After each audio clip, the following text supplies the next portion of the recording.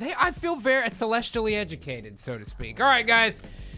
All right, today we're going to have to continue our Grains of Sand series as we look at what happens on the other side of the world when the American populace is distracted by what we're supposed to be calling things instead of anything that actually might be fucking important. And by the way, once it's public information, it's a step behind. So it's a good thing you watch the Fright Power Hour, and we can at least stay on par with organizations as stupid as American politics. Wouldn't you know it, though, our friends over at the FBI finally, in a public fashion, said, ooh, China might be a threat. Yeah, really? Really? You don't fucking say, man.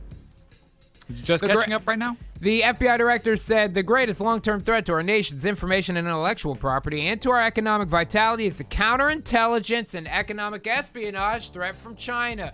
Yeah, dude.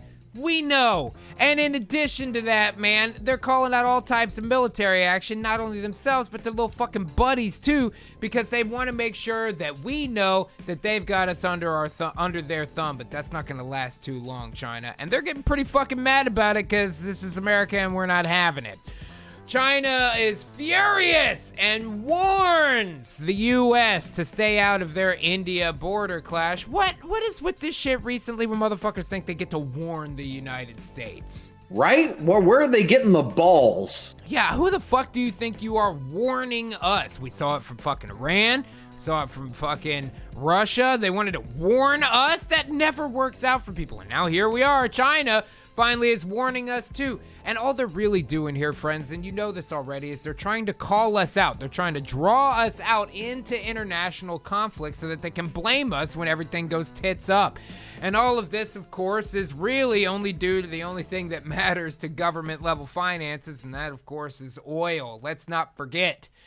The reason there's even a fucking border clash in between India and China is because OPEC share in Indian imports are the lowest in nearly 2 decades. That's from earlier this year. What that means is that India is buying more NATO oil. That includes the United States, by the way, instead of OPEC. That's Middle Eastern countries that we largely have problems with.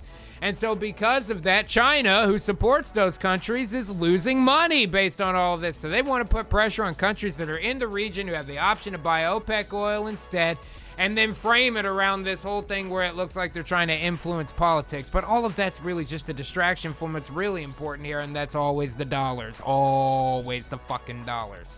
So after all of this happens, and they're losing money hand over fist, India is not real happy about this, as we've seen over the last few weeks. Chinese firms are about to learn a painful lesson. India's app crackdown opens doors for U.S. tech giants. Well, guess what, China? India decided to ban a bunch of their different apps and different sources that you can get on your phone and what have you there in India, which leaves space open for it to be American companies that get in there again.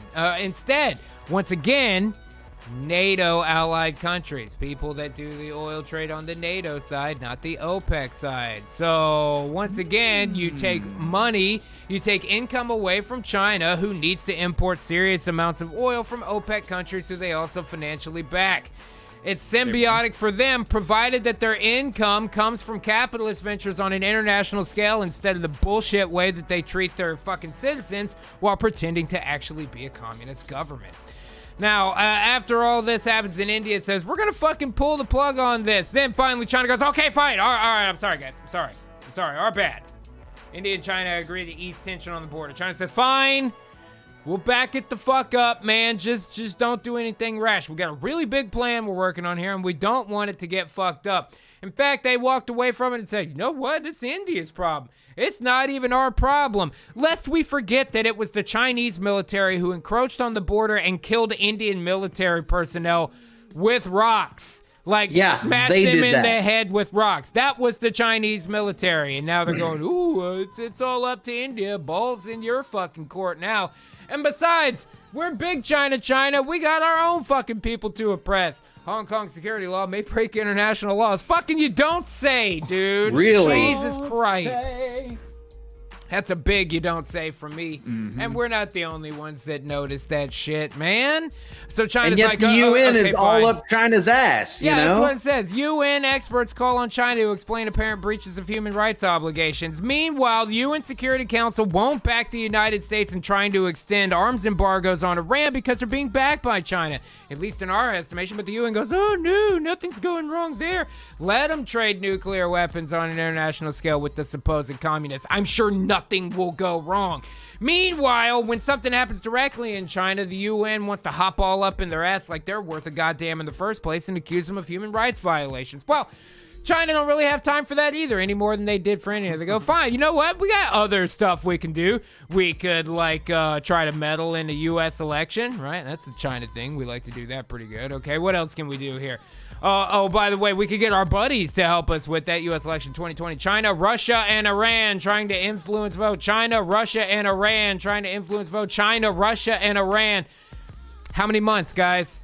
How many months have you been watching the Fright Power Hour? How long have I been saying that this is exactly the scenario we were going to be backed into, where China, Russia, and Iran got together in order to finance their half of the proxy war in Syria that's draining the American military? That way they can just distract everything that we're doing. That way they can alter economics for oil on an international scale. We've been talking about it this entire fucking time, man. So now they're getting the buddies to help them with that, but they got all kinds of things that they can do. If it's not meddling in elections, they could be ripping off our fucking technology. China launches reusable robotic spacecraft that mimics Air Force craft. What do you know? A cheap Chinese knockoff trying to be the fucking American military. You don't goddamn say. Okay, so what if that works? What else can they do? Maybe they can turn the tide and get us to stop making friends in the South China Sea. Beijing warns ASEAN members against backing troublemaker U.S. in the region. So they basically went to all these surrounding countries that have been buddying up to the U.S. here recently and went, guys, you need to be friends with us, not them. The Americans are mean. They're the ones that caused the problem. They're troublemakers.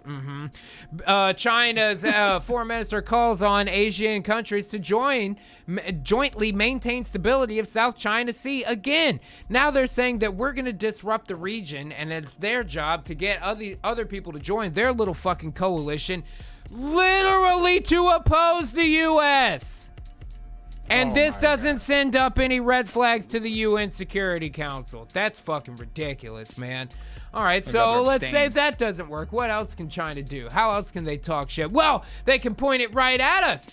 The U.S. is deliberately stirs up trouble in South China Sea. Chinese Vice FM. By the way, .cn, this is a Chinese website that very much paints the U.S. as the bad guys. Wonder what that's about.